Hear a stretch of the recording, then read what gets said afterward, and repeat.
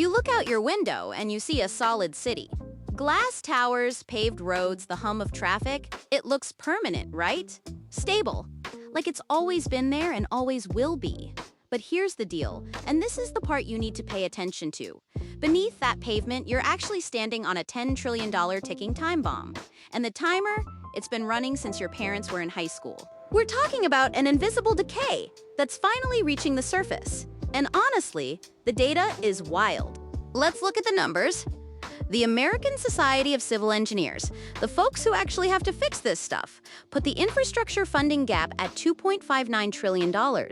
That's a nearly 20% jump in just 3 years. Think about that. Every time you drive over a bridge or turn on a tap, you're interacting with a system that's operating on a borrowed time budget, and that budget, it just expired. We're seeing 260,000 water main breaks every single year. That's one break every 2 minutes. Let that sink in for a second. It's not just a pothole problem, it's a structural illusion. We've built a modern world on a foundation of 19th century cast iron and mid-20th century concrete. We've been living in the maintenance honeymoon phase for decades, where everything worked and nothing needed replacing. Well, the honeymoon is over. The bill is on the table and nobody wants to pick it up. If you've noticed more road closed signs or sudden utility hikes lately, you're not imagining it. You're seeing the first cracks in the facade of the 21st century city. So here's the question that keeps me up. If we knew the bill was coming, and we did, why did we stop saving for it exactly when we needed it most? We're looking at a $10 trillion maintenance debt that's no longer just a line on a spreadsheet. It's a physical reality. And in 2026, that reality is going to start hitting your wallet in ways you didn't see coming. Let's break down how we got into this mess and why the next 2 years are the fiscal cliff for the very ground you're standing on. Okay, let's talk about the real problem. I like to think of our infrastructure as a maxed out credit card. For 50 years, we've been enjoying the service, the fast highways, the clean water, the reliable power without paying off the principal. We've been doing the bare minimum. A patch here, a coat of paint there, but you can't patch your way out of a 42-year-old power transformer. That's the average age of the US grid right now. 70% of our transformers are in the second half of their 50-year life cycle. That's like driving a car for a decade and never changing the oil. Sure, it runs today, but that rattling sound? That's the engine about to seize. And here's where the story takes a turn. You might remember the big infrastructure bill from a few years ago, the I-2JA? Everyone cheered? It was supposed to fix everything. But here's the part nobody's talking about. We're entering the final fiscal cycle of that funding. As of January 2026, the remaining funds have plummeted by 63%. We've spent the easy money, and we're still staring at a multi-trillion-dollar hole. We call it the 2026 cliff. It's the moment when federal matching funds vanish, leaving local cities to face the second half of the grid's life cycle completely alone. The math just stops working. When you have interest payments on national debt exceeding the total federal transportation budget, which is where we are now, the big fix becomes a fantasy. Local municipalities are left holding the bag. They can't borrow more because interest rates have spiked and the cost of materials, it's through the roof. Copper, concrete, specialized labor, it's all getting more expensive exactly when the money is running out. It's a perfect storm of fiscal neglect and physical expiration. I know, sounds dramatic, but look at the data. Municipal bond defaults linked to infrastructure are up 40 basis points. It's a small number that represents a massive shift. It means the safe money is getting nervous. We've treated our cities like they were indestructible, but the mechanism of decay is compounding. Every year, we delay a $1 billion bridge repair. It becomes a $2 billion replacement. We've reached the terminal point where patchwork no longer functions. Now, it's total replacement or total failure. So who's actually positioned to make a fortune from this decay? Because trust me, someone always wins when things fall apart.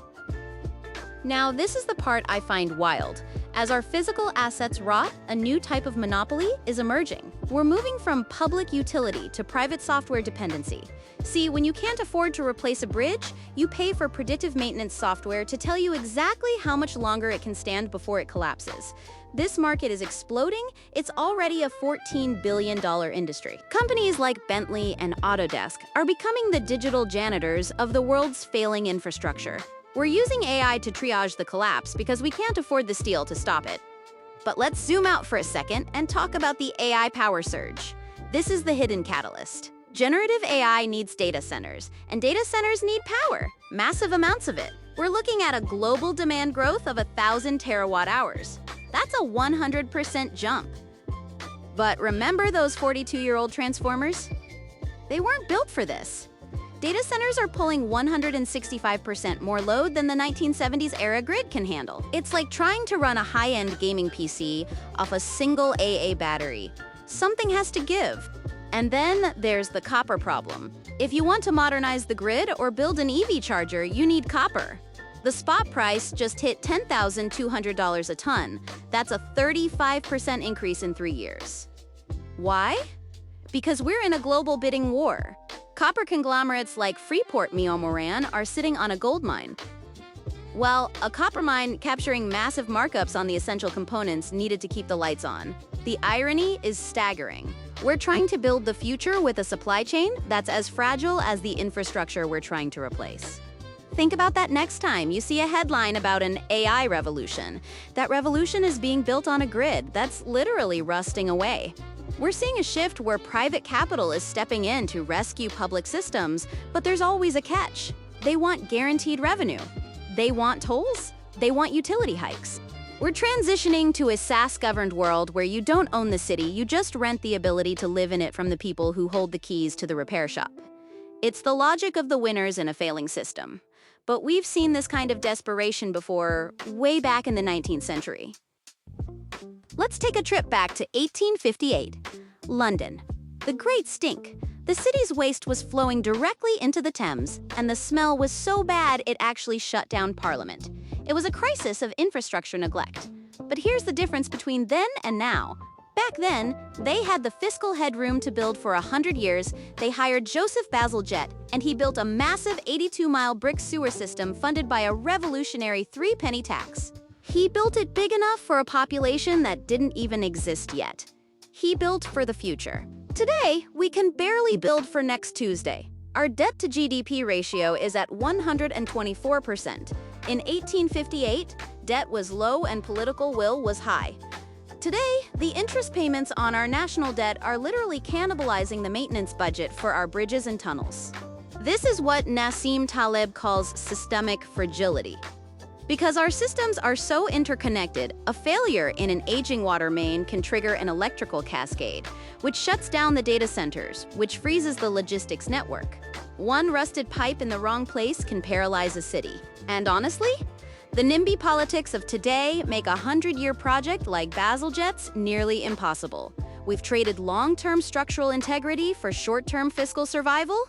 We're obsessed with efficiency and just-in-time everything, but infrastructure is the opposite of that. It needs redundancy. It needs wasteful amounts of extra capacity, but extra capacity costs money. And when you're carrying $34 trillion in debt, nobody wants to pay for extra. The contrast is sobering.